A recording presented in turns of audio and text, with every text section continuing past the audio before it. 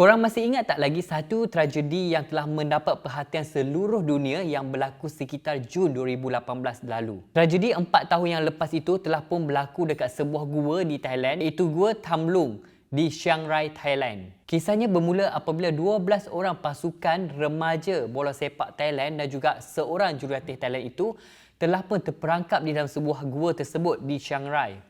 Pasukan bola sepak remaja Thailand itu dikenali sebagai Wild Boars, di mana mereka ni singgah terlebih dahulu di sebuah kedai untuk membeli jajan dan barulah mereka ke gua tersebut untuk menyambut hari ulang tahun kelahiran rakan mereka di situ. Pada tarikh 23 Jun 2018, cuaca ketika itu mendung dan hujan mulai turun membasahi bumi Chiang Rai. Lalu, pasukan pemain bola sepak itu tadi termasuk dengan jurulatih mereka terpaksa berteduh di dalam gua tersebut sementara nak tunggu hujan berhenti. Kawasan keluar dan masuk gua tersebut mula ditutupi air hujan yang semakin meningkat. Berita mengenai 12 orang remaja itu termasuk dengan seorang jurulatih mula tersebar menjadi buah mulut orang ramai kerana mereka ni tak balik-balik rumah. Of course lah, ibu bapa pun macam mencari-cari mereka, mana anak-anak mereka tak balik rumah lagi kan.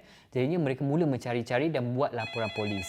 Dari situlah bermulanya satu operasi mencari dan menyelamat 12 orang remaja Thailand termasuk dengan seorang jurulatih pemain bola sepak Wild Boars. Operasi mencari dan menyelamat itu melibatkan ratusan individu termasuk di dalam dan juga luar negara untuk datang membantu. Operasi mencari dan menyelamat itu sukar kerana hujan lebat yang berterusan. Selain pasukan tempatan dan juga antarabangsa, kira-kira 1,000 individu lagi yang turun padang dan membantu menyelamatkan mereka yang terperangkap dalam gua tersebut. Antara individu yang menjalankan operasi mencari dan menyelamat ini termasuklah 2 orang penyelam daripada Britain yang menawarkan khidmat kepakaran mereka. Richard William Center merupakan seorang anggota bomber dan John Valentine merupakan seorang jurutera internet merupakan penyelam dari pasukan Majlis Penyelamat Gua British. Tidak terkecuali pasukan penyelam daripada Amerika Syarikat, Belanda, Australia, pakar-pakar teknikal daripada Jepun, China, Kemboja dan juga Laos turut membantu untuk misi mencari dan menyelamat ini yang sudah berlanjutan selama kira-kira 1 minggu. Petugas Thailand turut menerima bantuan daripada United States Pacific Command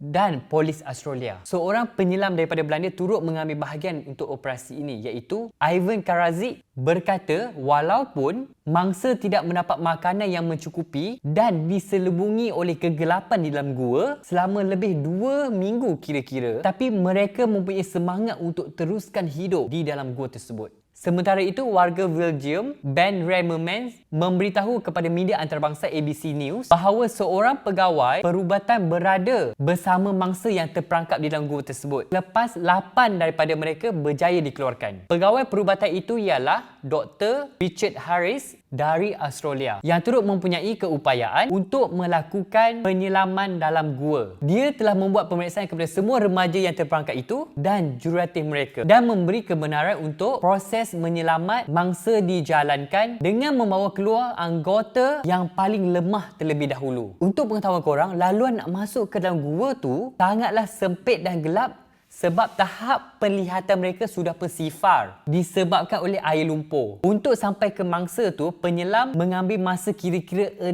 hingga 7 jam. Penyelam unit SEAL dan penyelamat antarabangsa membawa keluar 4 remaja terakhir termasuk jurulatih terpaksa untuk melalui laluan yang berbahaya. Rintangan tersebut memaksa mereka mengecilkan tubuh untuk melepasi laluan sempit yang dipenuhi dengan air itu. Dalam operasi yang telah dijalankan, mereka dikeluarkan secara berperingkat melalui 4 kumpulan. Menurut laporan Bangkok Post, seramai 4 orang mangsa yang berada di dalam kumpulan pertama itu dan kumpulan seterusnya pula adalah 3 orang dan jurulatih mereka berada di kumpulan yang terakhir. Jadi bermaksud kat sini ada 3 kumpulan yang penyelam dan juga penyelamat kita kena keluarkan mereka one by one. Berdasarkan lakaran yang dituliskan oleh kerajaan Thailand, 1 orang mangsa diiringi 2 penyelam yang memakai topeng penuh berpandukan tali. Dalam laluan yang sempit tu, penyelam akan melepaskan tali dari belakang dan perlahan-lahan menggerakkan sambil membimbing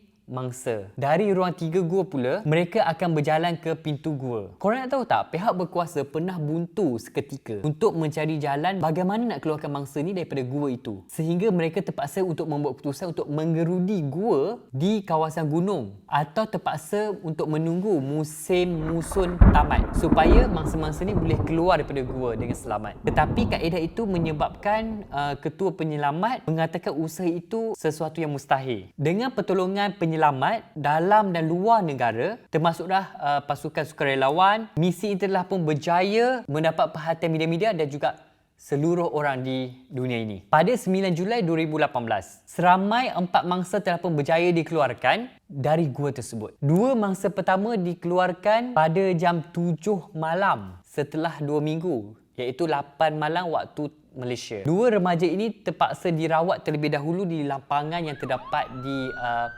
gua tersebut sebelum dibawa ke Hospital Chiang Rai menaiki sebuah helikopter kerajaan. Seorang doktor warga Australia memutuskan untuk membawa keluar remaja yang mempunyai kondisi yang lemah terlebih dahulu. Selepas kira-kira 9 hari terperangkap, akhirnya kesemua remaja ini ditemui dan berjaya diselamatkan daripada gua tersebut dengan keadaan yang masih lagi bernyawa.